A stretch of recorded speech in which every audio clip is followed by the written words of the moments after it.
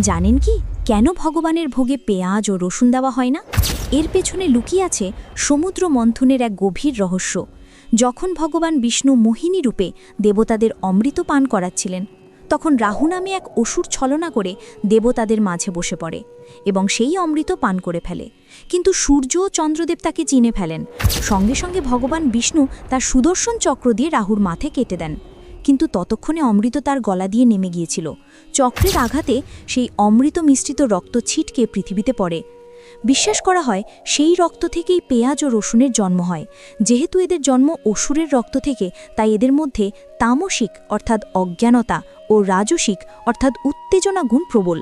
আর ভগবানকে কেবল সাত্ত্বিক ভোগই নিবেদন করা হয়, তাই পেঁয়াজ রসুন ভগবানের ভোগে সম্পূর্ণ নিষিদ্ধ। যদি সত্যিই ভগবান নারায়ণের উপর বিশ্বাস থাকে, তাহলে ভিডিওটি লাইক ও সাবস্ক্রাইব করুন।